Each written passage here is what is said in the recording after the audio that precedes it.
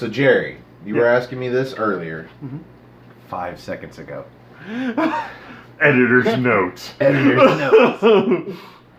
First off, this is the Radio Report, naturally. And our guest this evening is Chris Mace. We just got done with our NXT UK tea party. Support, no DQ. So hit me with this question so everybody, let's fill in the audience. Okay, we're going to play a little bit of What If, people, because What If is always fun to play. Oh, yeah. What if the Monday Night Wars had gone differently and Monday Nitro had won? So, I think that if WCW had won, WWE would still be in business. They just would be more like... Impact? No, they would be a big company. They just would never have won.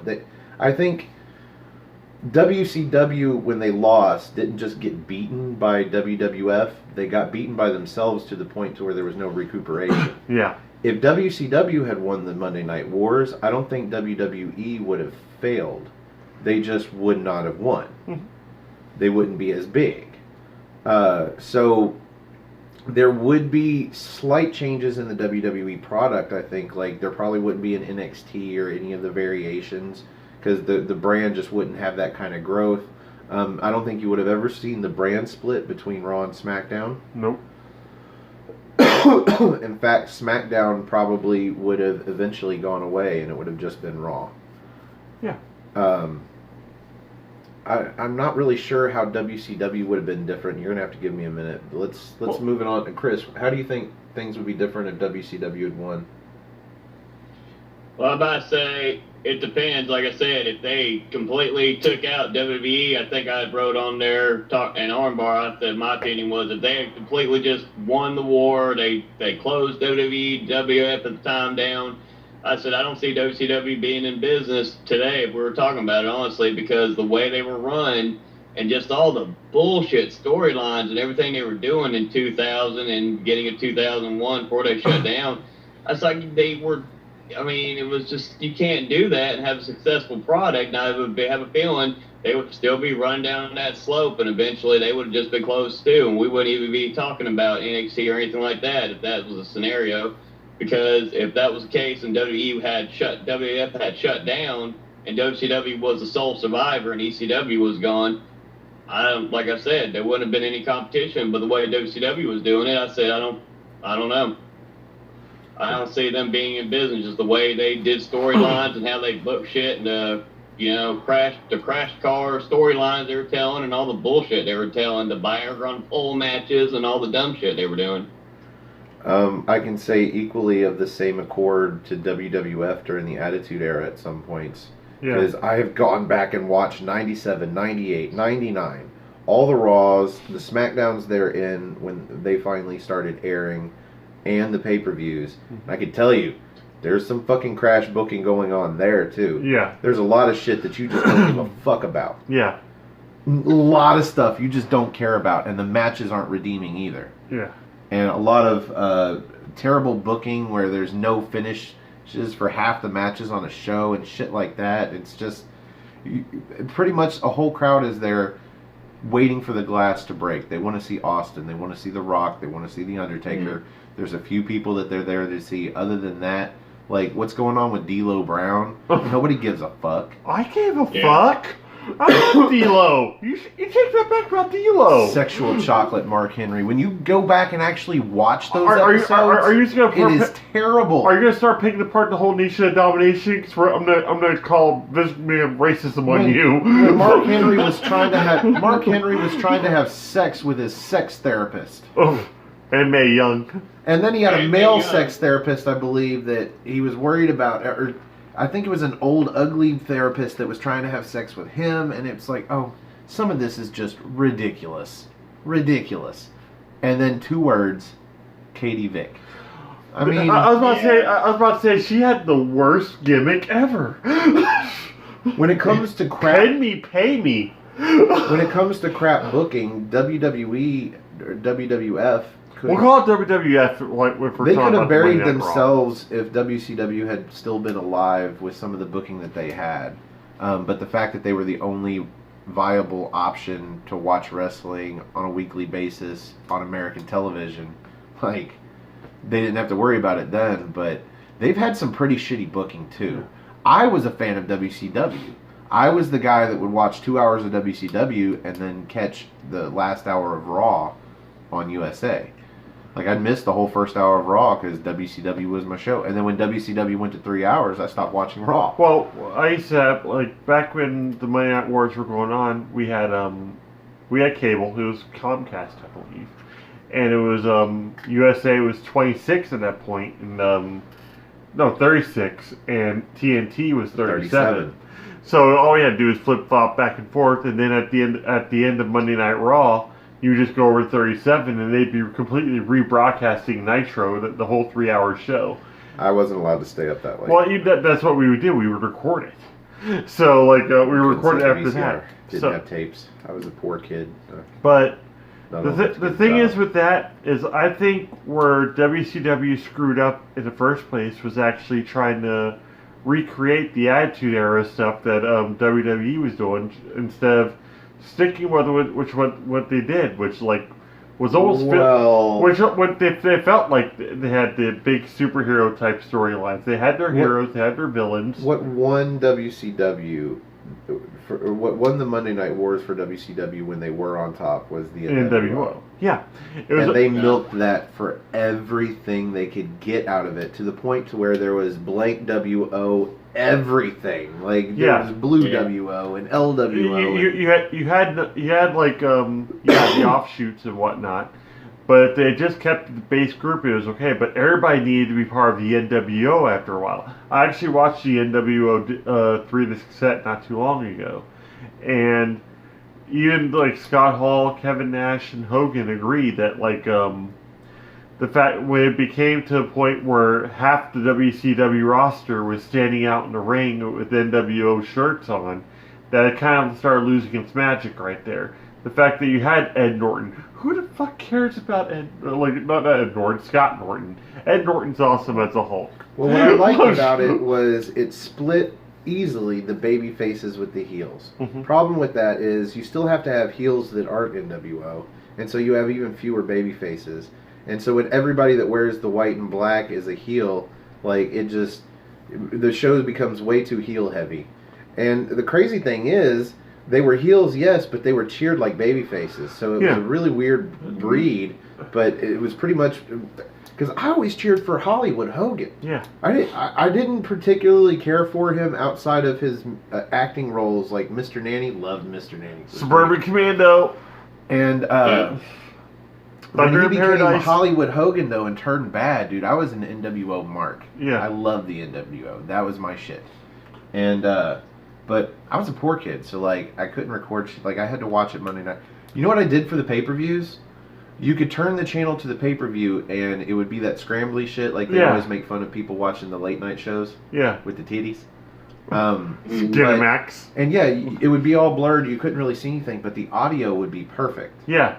Yep. And so I would sit there and listen to the commentators doing the show. It was very much like listening to a radio broadcast. Yeah. And I would lay in the floor in the living room and do my homework before Monday's homework on Sunday night. But see, what I liked when I lived in Texas was too. There'd be sometimes they showed a 30-minute preview, stuff like that, hyping up the show, and then there'd be sometimes the pay-per-view company would forget to turn it off. Yeah.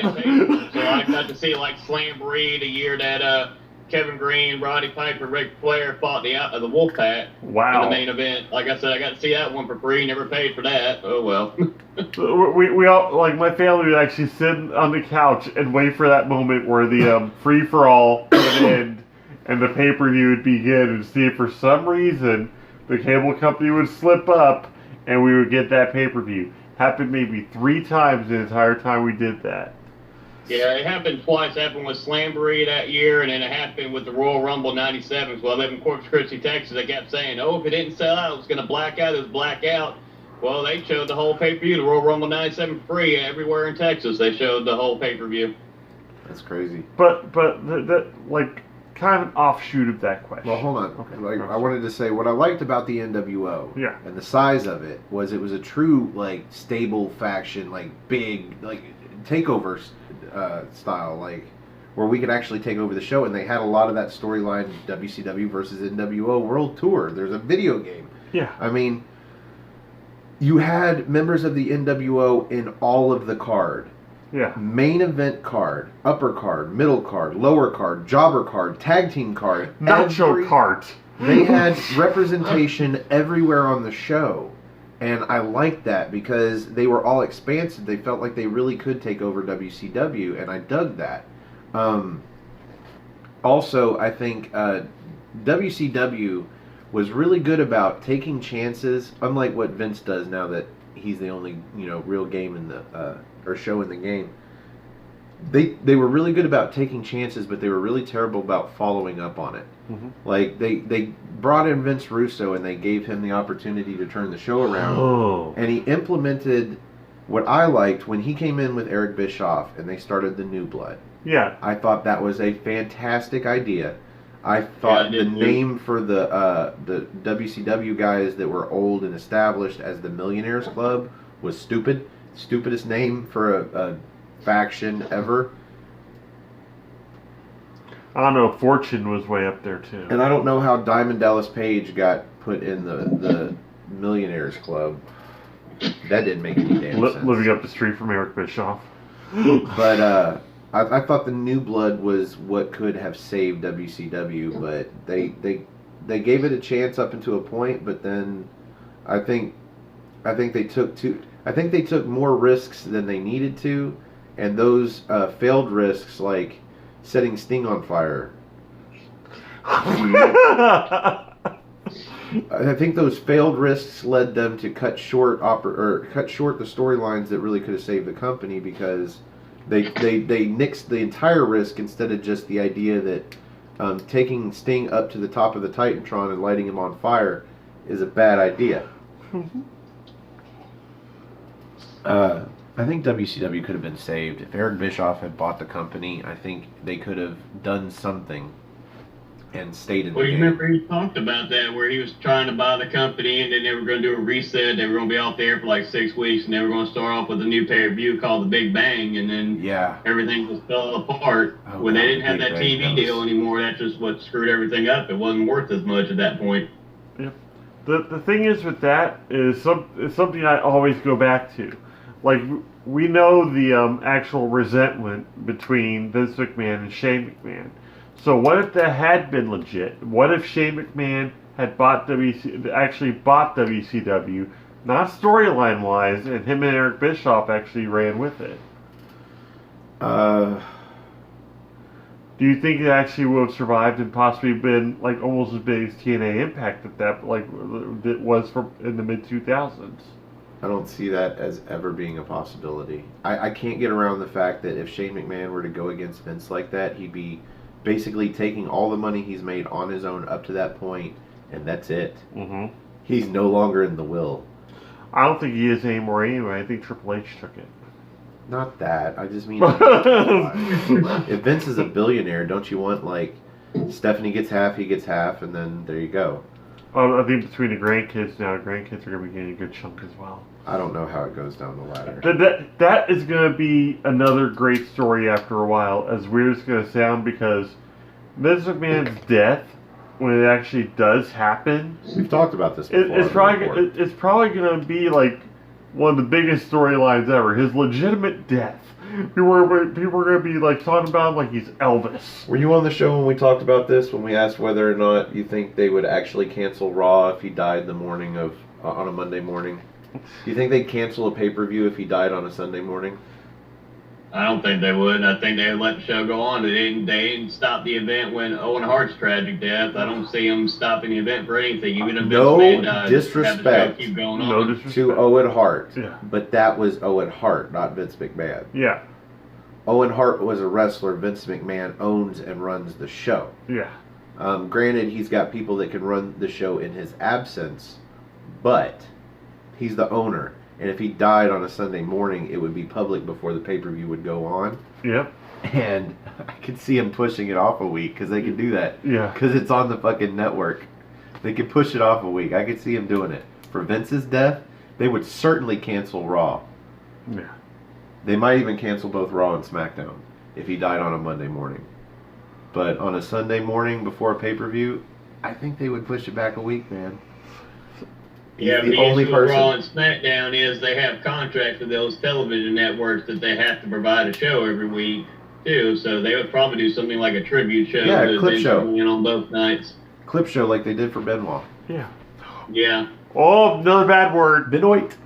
that's a bad word. We can't say his name. Christopher Benoit. That is a bad word. So, remember Randy Orton's first world title? He found it on the ground and claimed it his own. Remember that? He never beat Benoit for it. He never did that. No. So, what's next? What was the topic you were going to bring up? Well, it wasn't even a topic. It was just kind of an offshoot. What Yeah, we were offshoot. talking about was I'm going to say it again, another Jericho reference. But it's the fact that I've read A Lion's Tale Around the World in Spandex like 1,000 times. It's one of my favorite books. But at one point, he's actually talking about the NWO and Really? saying like, 1,000 times. yes, seriously, like it's like the perfect bathroom reading. You open it up, any chapter, boom. Imagine the how story. imagine how long it takes it to read it 10 times, then multiply that by 10, then multiply that by 10. That's a lot of It time. was great working with you, Stefan. I gotta call you out on your bullshit, man. I'm going to. He's been reading that book since he was 8. Legit. He's put 30 years into reading that book. I'm going to the fucking pre-show. That's all there is to it. Get some damn respect. You know what? You get food. That's true. Pizza. Tonight it was pizza. Domino's. Get a lot of Domino's. They're the only ones, and Papa John's open Yeah. up that late. But get back to this real quick. Eric Bischoff actually had the idea of putting Chris Jericho in the NWO. And Chris Jericho denied it because he didn't want to be what was referred to as, that you alluded to, the dreaded cool heel. The heel that, like, he grew up with the heels that get booed and get the, you know, the right boos, not the whole, like, oh, he's making fun of the town I'm in, or, you know, it's like, he's making fun of my favorite sports team. They hated wrestlers just for who they were. Jordan Devlin. Yes, Jordan Devlin. Jordan Devlin is a true throwback heel. He doesn't have to make fun of your country or whatnot. He smiles at you, and you want to punch him in the face. Jericho wanted to be that kind of heel, and that's what he became. But in the NWO, he would have just been lost in the shuffle, and he didn't want to be part of that. Thankfully, he wasn't, because that led into his whole conspiracy victim storyline and everything, and it just launched his career. Like in WCW. With the cruiserweight title, yeah. Yeah. With Dean Malenko, he held a hot feud with a guy for 3 months without Dean Malenko even being on television. I wonder how much money Yeah. it would have taken to save WCW from Vince's grasp. Because I'm sure he lowballed a bid and bought it. Oh, yeah. But if somebody had been bidding against him, it probably could have gone pretty high. Probably. I really wish WCW had survived. I can only imagine how much better programming would be on both programs. Yep. If it had survived. Because then you have that competition where one's trying to beat the other one. You would have that competition still, and that's what we probably lack nowadays. We don't have that. WWE doesn't have that competition, so that's why Raw and SmackDown suffer sometimes. I was They don't have about to say, competition that is an extremely good point, because that pretty much shows, like, when you had nobody to compete against, you do whatever the hell you want and see what works. Versus, okay, this isn't working, but we have nothing to gauge it against, so we're just going to stick with it. And that's what WWE's been doing lately, and it's pissing people off.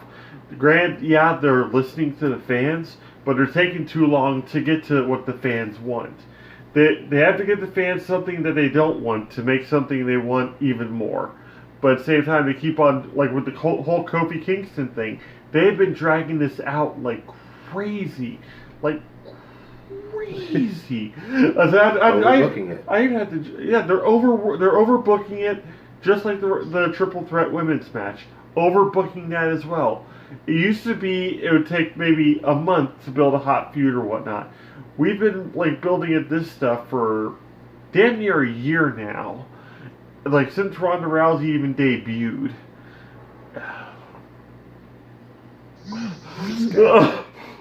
I just hate saying her name. hurts my tongue. Hurts your thumb. But it's just one of these things where they keep on overbooking. Like with Chris, he's saying pretty much like, not really shorter feuds, but more legit, more long term, and more just like concise, meaningful feuds versus these menial things that are going on but then dropped, or the fact that some of these like feuds just don't make any sense whatsoever. I mean, like the whole Becky Lynch and Ronda Rousey, they had a good storyline. Okay, Becky got hurt with Survivor Series, before Survivor Series, so she couldn't compete. Okay, they got it set up where Ronda screwed her at TLC and cost her the title.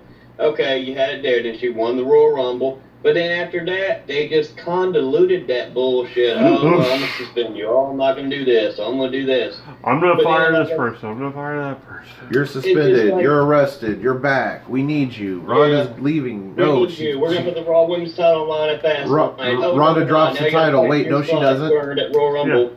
Stephanie hugs her and kisses her on the forehead and says, "Here's your title. It'll all be okay." Yeah. I mean, Jesus Christ. And now you've got the SmackDown Women's Championship in the mix. Poor Asuka. That takes away the value from the SmackDown Women's title. The fact that it feels like almost like the little sister that you had to take to the movies with you. It's the after. But now, do we see them unifying the titles at WrestleMania? Because now, as far as we talked about this on the last one. Takes all now. We talked about it last night. I said that we already have the purple belt on the pre-show, and Noah got all sorts of mad. Yeah, we kind of gave it to Noah a little bit last night. You can catch that on the previous episode of the Rated R report. Which I'll get done and post it. I'll probably post them a day apart. Well, you have tomorrow, so yeah, I've got a 3-day weekend to get it done. So yeah, that's why I don't mind rambling, because I can stay up all night. But this guy here's got to work. So let's see what's next. Well, I got another one, and this is just one selection per person, and then pretty much just backing it up. All right. What do you feel is the most devastating tag team maneuver? I think we've done this before. Well, you and I think have discussed it at one point. Like it was just random ideas we were kind of bouncing off each other before we even started doing the bonus content. Most devastating. Shatter Machine. For people that don't know what that is, explain it. Either the Shatter Machine or the Ticket to Mayhem. It's a double code breaker out of... Well, the Shatter Machine, it's kind of like a setup like the Dudley Boy's Death Drop. Yeah. Where he picks him up for like a pancake or a flapjack. And then the other guy follows through with a double knee code breaker. Yeah. And the Ticket to Ride is the same concept, but it's out of a tombstone position thrown up into the double knee code breaker. Yeah. So I would say either of those. What about you, Chris? I would go with the Dudley Death Drops. What I would go with, like I said, because I've only seen, as far as I remember, one team kick out of it. That was actually in TNA with the Motor City Machine Guns kicked out of it. Yep. Like I said, I never saw any other team kick out of it, but from my recollection, like I said, once they hit that move, it was done. They beat everybody in ECW, they beat everybody in WWF, WWE. I said they beat everybody with that TNA except for the Motor City Machine Guns. They beat everybody with that move. They hit that move, you knew the match was going to be over. Pretty much. That's my thing. The Dudley Death Drop, no one else does. You've never seen that move done by anybody else. You've seen variations of the Doomsday device, like you see. You see Street Profits do kind of variation with it, instead of like the clothesline, they've got the blockbuster off the top rope. So, well, the Doomsday device is essentially just the setup. Yeah, it's a very general setup. I mean, it's a duh kind of thing. Like, yeah, and then you have the Frankensteiner from Scott Steiner, but then also like but some of my favorite tag team maneuvers are just like done from the ground, or sometimes it's a combination of two moves. Like there's some in my head that have never actually happened, but I think would look masterful if done together. Like if John Cena for some reason, was able to throw an FU into almost like a Batista bomb by Batista at the same time, come down like with a neck breaker, that'd be a sick looking move, and it's not too far fetched.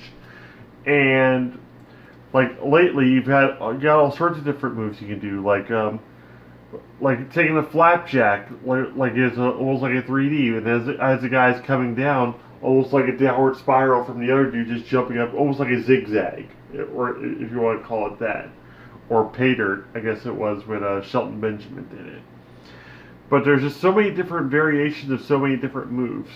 For me, one of my favorite moves was like super simplistic. It was the double spine buster from Farouk and Bradshaw when they were the Acolytes. That was just always so vicious looking. And the high-low from Trevor Murdoch and Lance Cade. Because Murdoch would cut like I guess go low with the lariat to the legs, and Cade would come off the ropes with a lariat to the chest at the same time, just turn the dude completely inside out. The 3D is still my favorite, because it's one of those moves where it's like, granted, it takes a few seconds to set up, but once it's laid in, it's all over with. All right. Now here's a good subject. I'm about to say, because you brought this up on armbar, and I had another person in mind too, but I can't. You got to remind me of how you worded it. But what wrestler that you were kind of on the fence about that you finally started like believing in, or saying, okay, yes. this guy, you can word that. I don't remember how you worded it exactly. Like Jordan Devlin. Yeah, pretty much like what wrestler you couldn't, because I was talking about Matt Riddle, how I couldn't see his appeal. I couldn't find anything I liked about the guy. He just annoyed the piss out of me, and I didn't like him.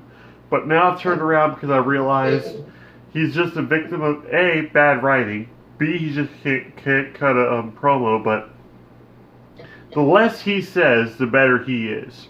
Like last night when he just said, "I'll see you in New York, bro," that's all he needed to say to Velveteen Dream, and that was it. It's when he starts getting into these long-winded promos that I kind of lose faith in what he's doing. He needs to keep it short, keep it sweet, and just stay aggressive in the ring. But I brought up the fact that, like, there's these wrestlers that people just can't see the appeal of, but then all of a sudden, that like a match occurs or some sort of storyline occurs that gets them invested in them. They're like, okay, so this person's pretty cool. And then they almost like become like their favorite wrestler to the point where they're looking back at their matches like, it's like, wow, look how far they've grown, you know? So...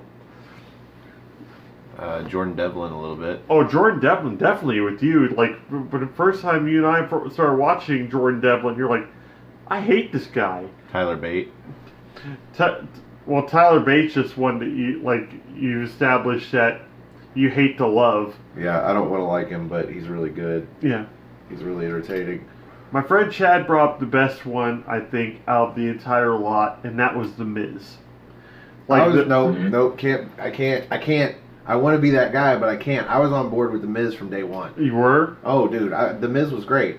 I thought it was a great role for him to be out in the crowd doing, like, fucking interviews and shit. I mean, while he was working on his craft, and then he started off, and yeah, he was a shitty wrestler, but he was really good on the mic, and then somewhere along the way, he got to be a really good wrestler, too. He learned that, like, as Daniel Bryan called it, the soft style, but that style has been carrying him through this whole career without injury, without slowing him down in any way, shape, or form. Well, he got really good when he was partnered with John Morrison. Yep. Or Johnny Nitro. And or John Hennigan. Or Johnny Mundo. And Nitro was the guy that did all the spots, so it was okay. Miz wore a fedora and he wore it well. Yeah. So, Miz is a good pick for most people, but not for me. I was on board from day one. I hate to sound like that guy, but it's true. Well, like also with me is also Tommaso Ciampa, but I also go back to his chaotic wrestling days and his Ohio Valley wrestling days. My introduction to Gargano and Ciampa was them in the Cruiserweight Classic. Yeah. So I pretty much got on board there because that was they put on a because back when I first saw him, he's nothing like the Sicilian psychopath he is now. He had jet black hair, slicked back, no beard, like skinny. Wore pink tights out to the ring. It was just not the Ciampa that you see now. I'm still referring to as now because he is still the man in my book. Who's that guy for you, Chris? The guy that you weren't on board with at first? Well, I put it on the armbar, then I got another one I'll say in a minute, but I put on there Triple H because, like I said, as a main eventer, because like I said, even when he won the world title, it's like, okay, I can't really see this guy being like the main guy, the top guy. I said, it's not believable to me. But then what changed my mind is watching that Royal Rumble match with him and Cactus Jack. That was the match where I watched that thing, and it made me believe right there, like, okay, this guy can pull it off. This guy can be a main eventer. This guy can carry this company. This guy can be the future here. And like I said, now look where he is now in 2019. Proved me wrong. He wouldn't be where he's at if he hadn't married Stephanie. I'm just saying. Yeah. Obviously. But another person, like I said, I was kind of surprised about was Diamond Dallas Page, actually, going from the beginning. Like I said, very true. Like, as Eric Bischoff had said, I remember on 83 Weeks, he's like, he was a walking gimmick. He had a cigar, doing the finger, doing all kinds of shit. And then he finally just broke it down and started getting over slowly but surely. But I think that one match for me that put him on the top of the map was Spring Stampede, him and the Macho Man Randy Savage. I did not believe for 1 minute he was going to beat Macho Man. And he hit that diamond cutter out of nowhere. And like I said, when he got that 3 count, I was like, holy shit, he actually won. He actually beat the Macho Man.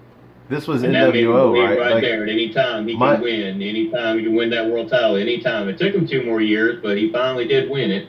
My introduction to Diamond Dallas Page was where he turned down Hall and Nash to get into the NWO, and he diamond cutted him in the ring, and I was like, fuck you, DDP. So it took him the rest of his career and into DDP yoga for me to be like, you're pretty cool, Diamond Dallas Page. You're pretty cool. I saw him on Joe Rogan. I completely hit space about Diamond Dallas Page because when I first started watching Diamond Dallas Page, he was a manager.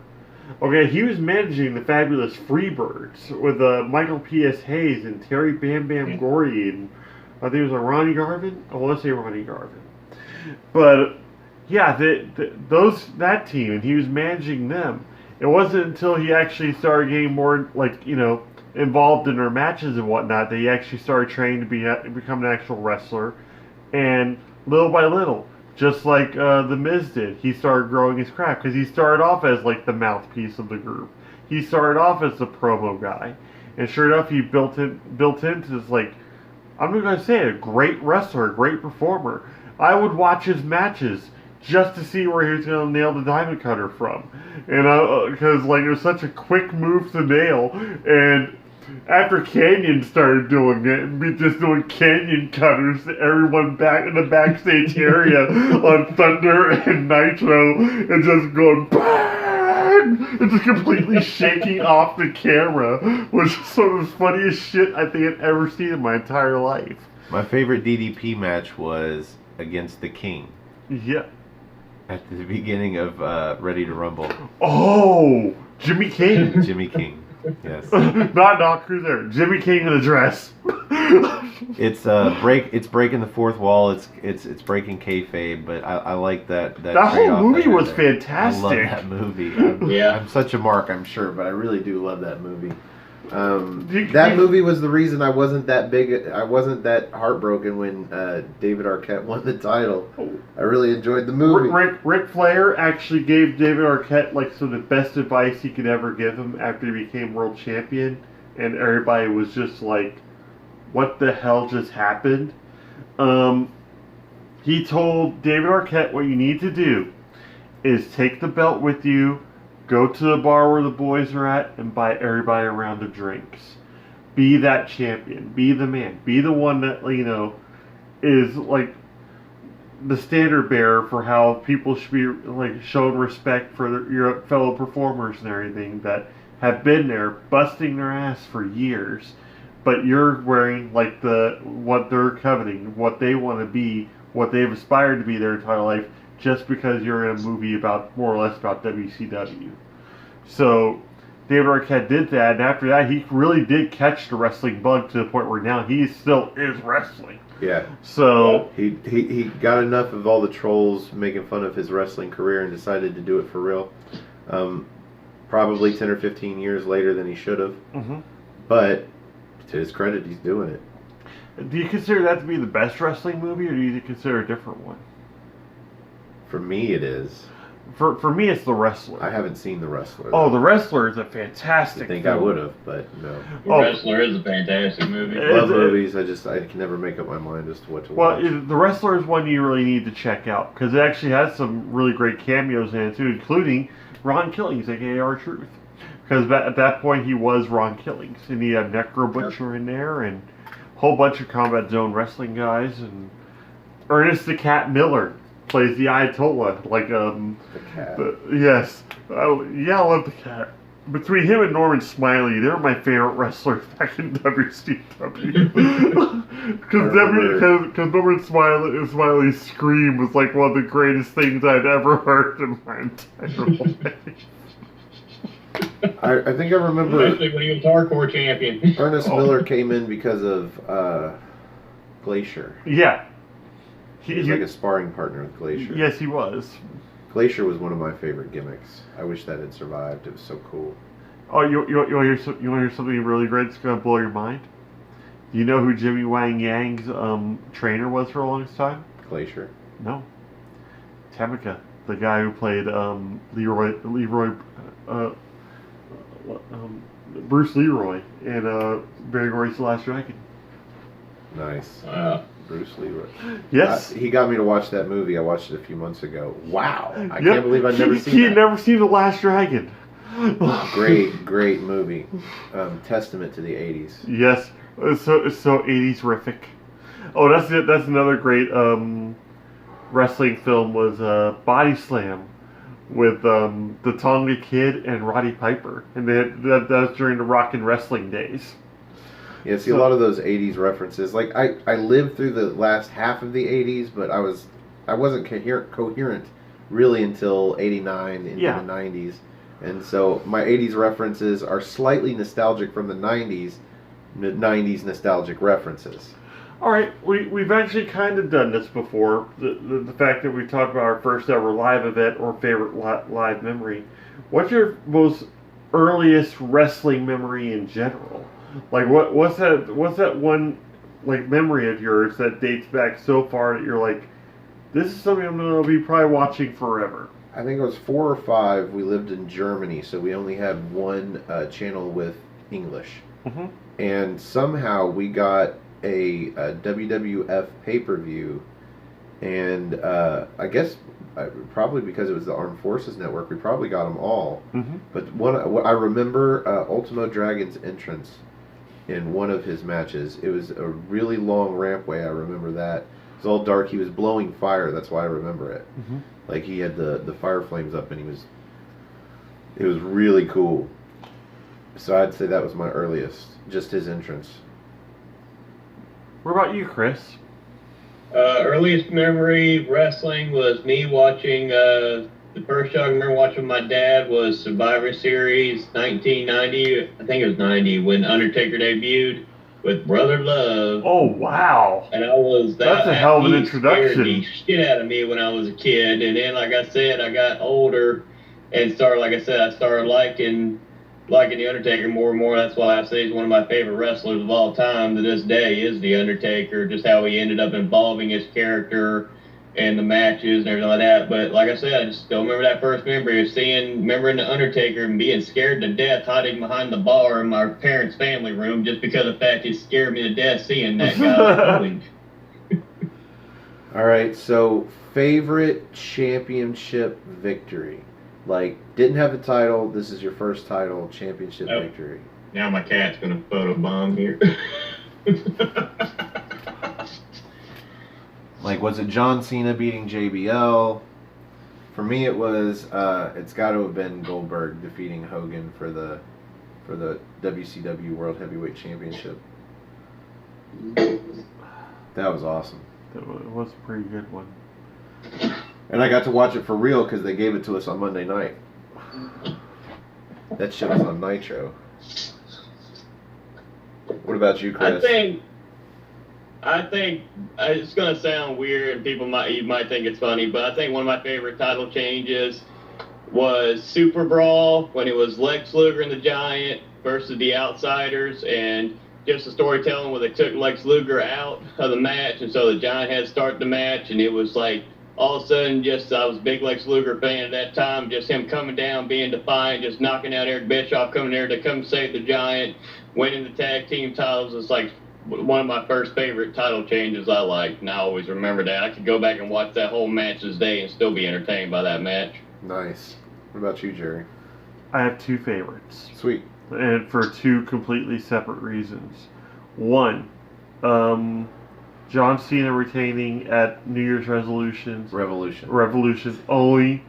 only for Edge to come out and cash in his Money in the Bank. Money in the Bank cash in. That's a good one. That was a fantastic one because I was sitting there at my buddy Eddie Niederheiser's house and watching his pay-per-view, and my buddy Donald's all in my face that John Cena had won, because at that point I was just not a Cena fan. I still really am not, but at the same time I have to respect the guy for what he does in the ring when he does come, because he actually has improved his game, and when he does come into the ring, he does put on good matches. I tell you, back then, my uncle and I used to only buy WrestleMania. So once a year, we'd watch a pay-per-view. Yeah. But we actually bought New Year's Revolution because of the very first Elimination Chamber match. Yeah. And we were so glad when Edge cashed in because it's bonus. That was such an awesome moment because Vince came out and he's like, congratulations, but your night's not over. And then, like, all of a sudden, Edge's music kicked on, and I lost my shit. Yeah, because I knew what was going to happen, and it was such a great moment. I wasn't even an Edge fan then, because I was a Matt Hardy fan, and Edge was still with me. Because just the way Edge walked out there, it just did this with this briefcase, like, just right to Vince, and just went into the ring, speared John Cena. I think it was twice. It may have been 3 times. But it was twice. He speared him the first time, he kicked out, then he got mad, he went to do it again, and he beat him with the second one. Yep, that was such a great moment.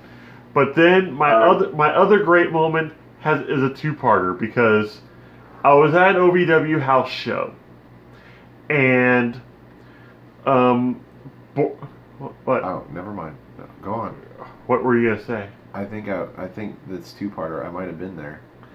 Was it Cody Rhodes? No. Oh, Cody Rhodes and Paul Burchill was a cool one, too. Yeah. Were you at that one? Because I was there. Yeah, I was at that one. But we'll talk about that one here in a minute, because that's a little memory we share, actually.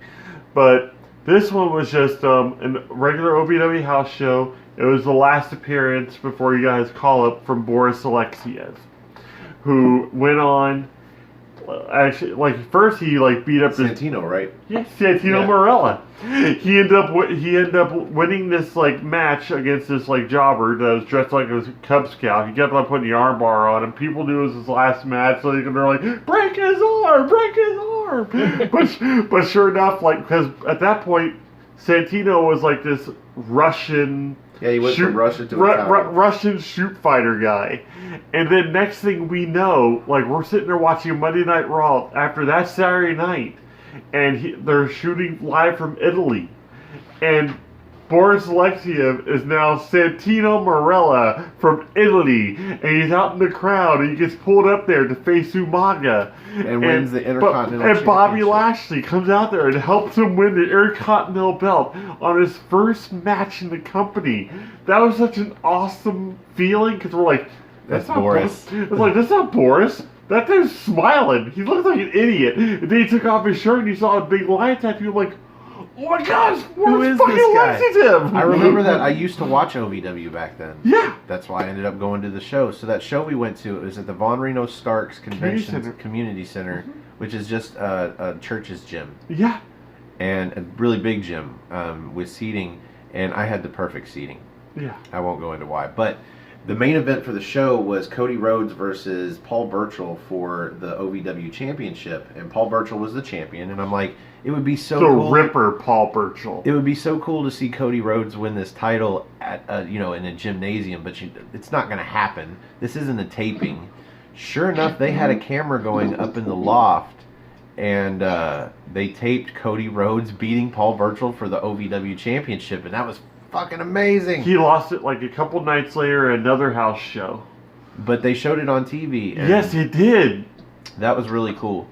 Didn't know he was there. Hardly knew him at that point. So that's our shared memory. Okay, so what's next?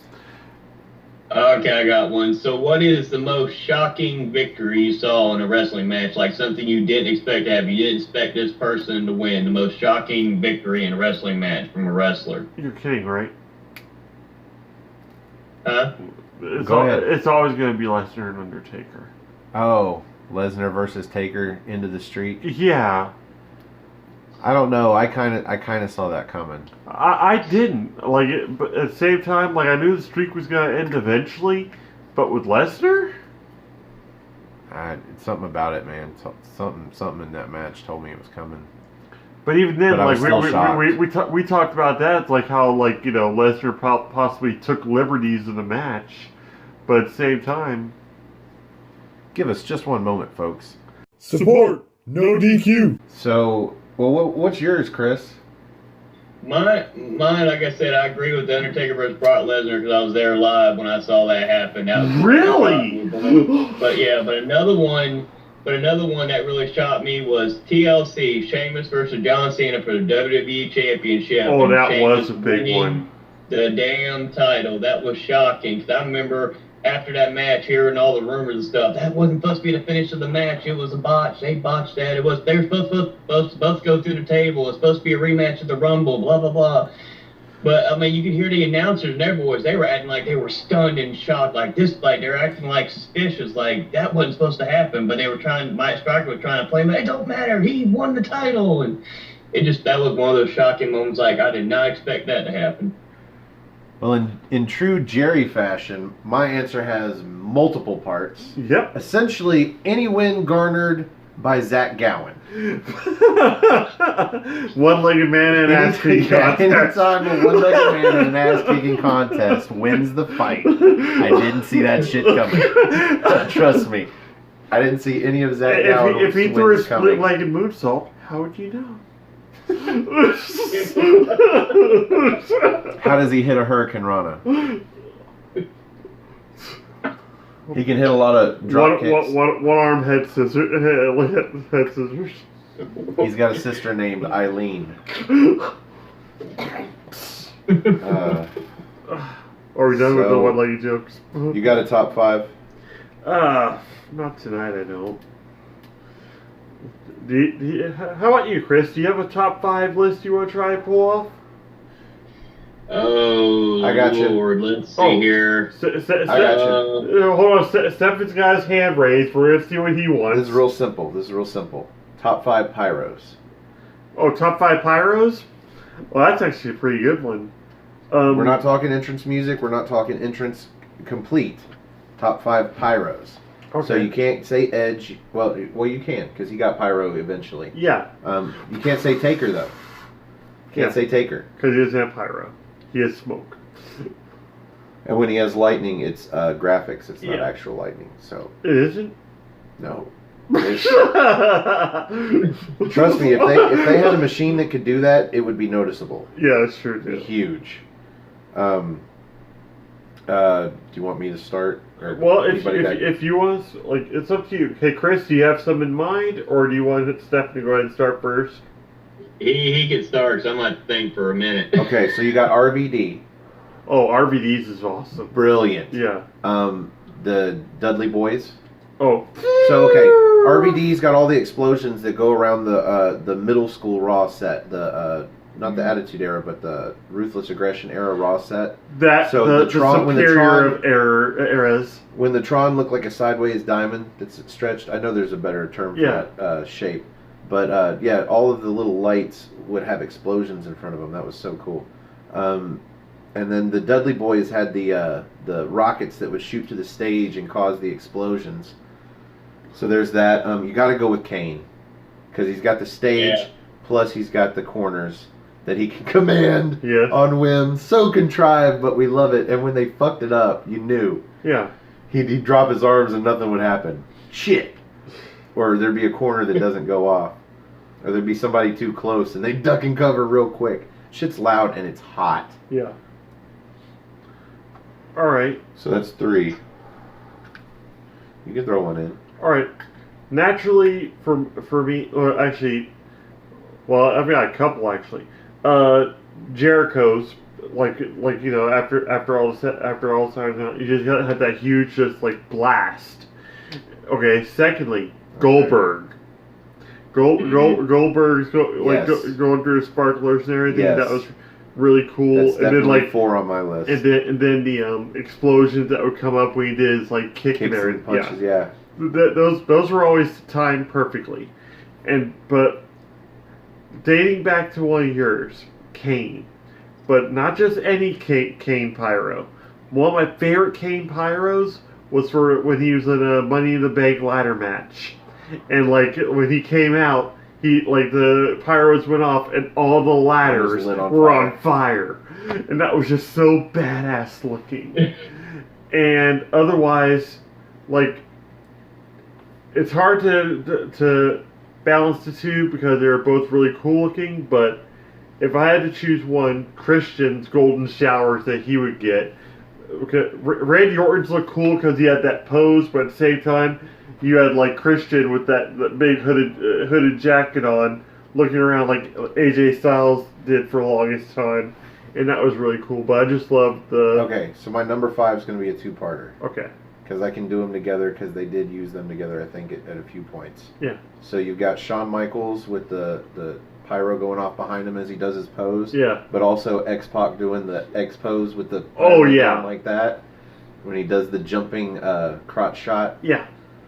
Or crotch chop. 3 or 4 times, and the pyro goes off with it. That's really cool. When Shawn Michaels had his pyro go off all the way around the top of the dome. Yeah, that was really cool too. What about you, Chris? Oh God, y'all answered most of everything I was thinking of. You got D-Generation X that had their pyro, which was always interesting. Mm-hmm. Well, I'd say other than that, I can't think of us. We're not using Undertaker. I can't think of maybe us because y'all named off a lot of the people I was trying to Do you consider the lasers as pyro?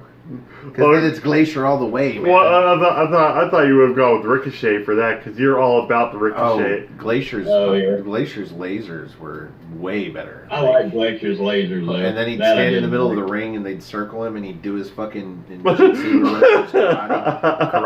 His typo. Oh, do we have a main event or are we going to wrap it up here? I don't know. I think that was a pretty decent main event and a pretty good run. Anything controversial going on in wrestling? We're known for our controversy, right? Controversy. Oh, so let's follow up from a few weeks ago. Main event. Is the women's revolution finally over now that they're main eventing WrestleMania and there's no more new thing or no more first times for them to do? There's no more first women's Hell in a Cell matches, no more first women's Money in the Bank, no more first women's Elimination Chamber, chair matches, Iron Man matches, Falls Count Anywhere, all of them. Yeah. Everything. They've had their own pay-per-view. They've main evented pay-per-views. This will be the Mania. That'll be it. There'll be no more firsts. Mm-hmm. Is the women's revolution finally over, and is it plateaued, and now we're just going to write it out as this is the norm now? Yeah. No, I don't think so because they still haven't done a King of the Ring kind of tournament yet. Queen of the Ring. One idea they haven't done yet. They could do a Queen of the Ring tournament. They do have the Mae Young Classic though. Yeah, that's true though too. The holiday just got canceled. You've been saving that. I really think at some point though you have to stop calling it a revolution, otherwise you're saying they're still not equal. Yeah. We're still not treating them the same. At some point it just has to level off and you have to be like, yeah, we're treating them better now. They may not be exactly equal. I think AEW is going to correct all of those mistakes. They said women are getting equal pay to men. So do you, like, that harkens back to another one of my old questions. Are we that much closer to just having the belts be intergender? No, that's not going to happen. That's never going to happen? They might have intergender belts in certain independent promotions or whatnot, but that is not going to happen in a general sense. Probably ever. It's just you can't. Like What take. about intergender tag team championship where it's a man and a woman and or, Yeah, a man but it and would a be woman mixed or tag team intergender rules where tag the team man can't champions, hit the but woman. still the same rules. It has to be a man wrestling a man, a woman wrestling a woman. Exactly. That's all you're getting. I don't think there's any more firsts, and at some point, yeah, you got to stop calling it a revolution. Otherwise, you're admitting that they're still not equal. All right, so given the current roster that the WWE has with NXT and NXT UK, who would be your dream intergender team? Using any of the wrestlers under the WWE banner. It could be NXT, it could be NXT UK, it could be 205 Live, whatever. Aleister Rhea Black Ripley and and Rhea Walter. Ripley. Oh, wow, that would be an awesome team. Who was yours with Rhea Ripley? Walter. Okay. Oh, wow. What about you? Oh, you already know mine. They might as well be brother and sister. No, I don't. I mean, fill us in. Samoa Joe and Shayna Baszler. Oh, there you go. Joe and Nice. Baszler. Okay, now I see where you were going. Yeah, with that. because they even come out with the towels over their shoulders. They come out in the red and the black. That they have the same I could actually see maybe a team like Johnny Gargano and Candice LeRae trying to jump off the top ropes at them in stereo or both of something. them just And both of them dodge. just walk in opposite directions. That is a really good pick. because they just have the same mannerism. They have the same submission holds. The same.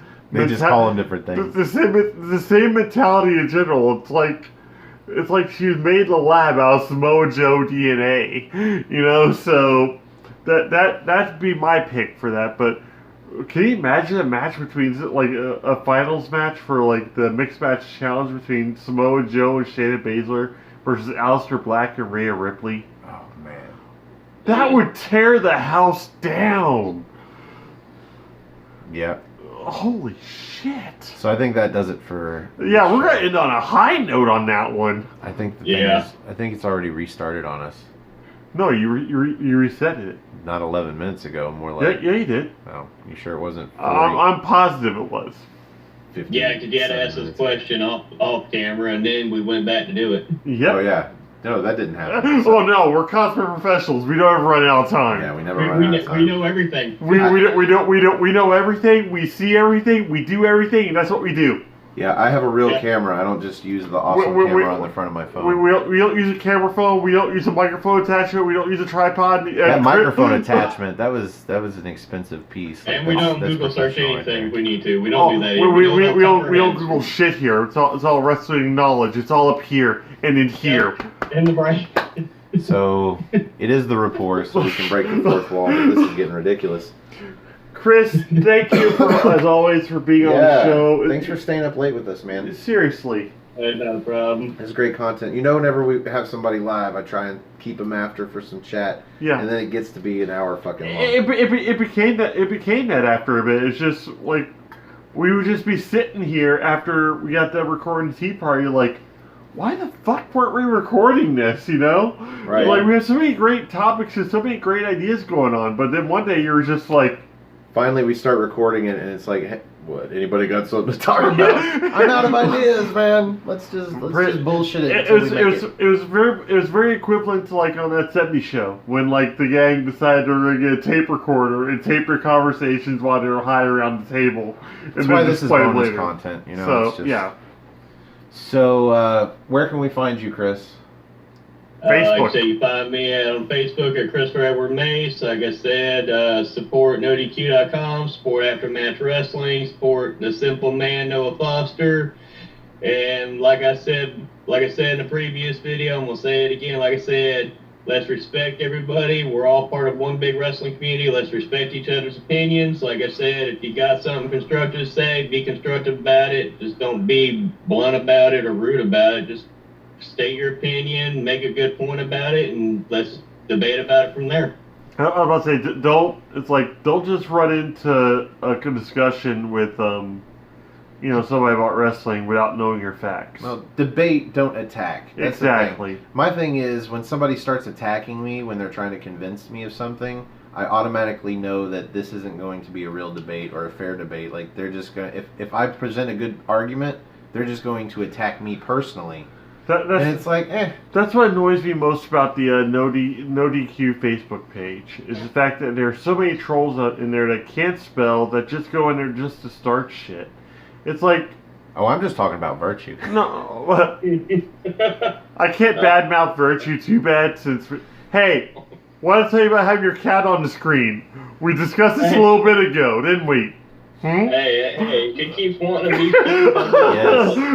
Keep the cat on the screen. It equals views. Oh yeah, like that's the other thing. Like if we put a cat in the video, chances are Aaron Rift will put it on the video, put it on there too. We'll get like 3,000 views. Yeah, I tend to let the troll comments just kind of wash off my back. Like, it's not even troll comments. It's like troll topics on like it's like Rousey's the best wrestler in the world, but then it's like wrestler would be completely misspelled, like with no vowels and like no punctuation or anything else. And you can tell the guy who's just put that there just to get attention. Right. For me, I like constructive debates. Like, debate me on something. Yeah. We even have a couple episodes on NoDQ.com of the Great No DQ Debate where I debated Virtue when we were in Chicago, and I think I won at least 2 of the 3 of those. If you go by the moderator Aaron, who was supposed to be impartial, he agreed with me. So there's a lot of debating going on? It's just, like I said, when somebody starts attacking you, you know it's not about the debate. You know they just want to, like be a troll or win something or whatever. So there's a lot of that? So there's mass debating? Mass debating. On a scale you wouldn't believe, sir. Every hand you shake has had a dick in it. Just saying. That's the way you gotta look at it. Okay. Or a finger in something else. You just never know. Like that. Do you want to do any plugs, or is it all going to be in the... You guys ready for the end game here? Let's see if I can get through it all. Go for it. We want to thank Chris for joining us for the Rated R Report, and if you'd like to be on the big screen and join us for a future episode of the NXT Party, or just the Rated R Report. Well, that comes after the NXT Party. If you want to join us on the big screen, if they're watching the Rated R Report, they've seen an NXT Party. You know, if somebody wants to not be on a review of a show and do a Rated R Report with us, just for the Aftermatch channel, of course, not for No DQ. I don't think Aaron Rift has greenlighted doing the Rated R Report on the channel. No, he probably would post it, but this is supposed to be bonus content for our viewers. But if you want to do this without having to do a review, yeah, if you want to be on the show without having to watch NXT UK, I suppose we could do that. Yeah. Just let us know down in the comments how we can get a hold of you. Or, here we go.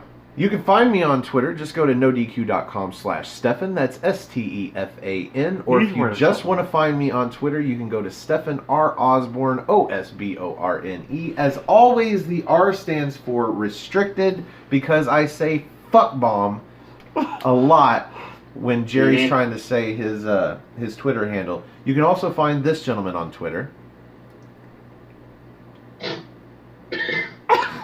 Fuck bomb. A NoDQ General, a NoDQ General, and also on my Facebook group Armbar, all capital ARMBAR, exclamation point.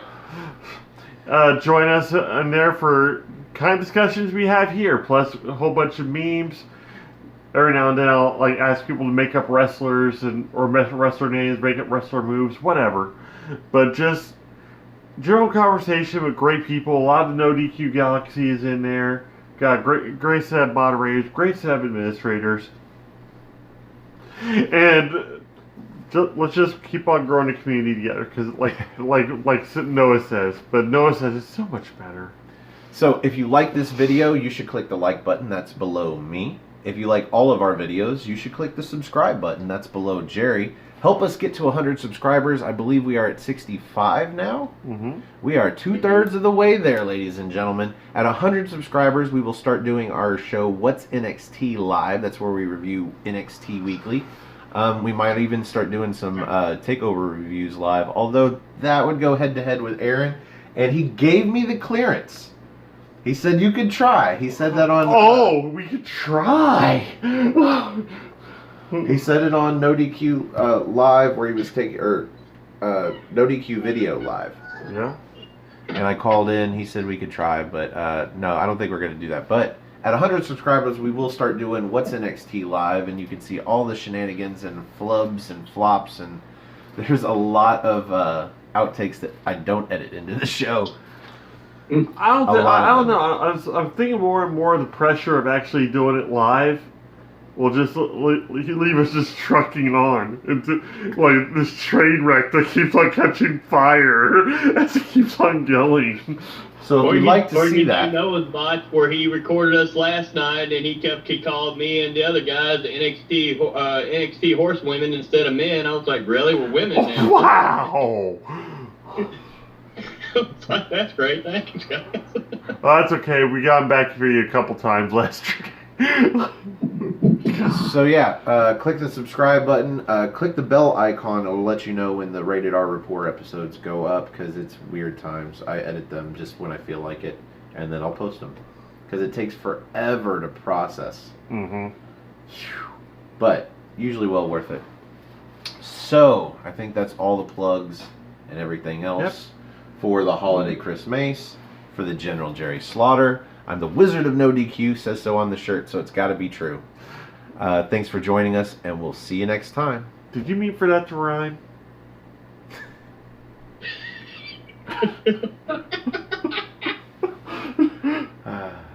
Bye, everybody.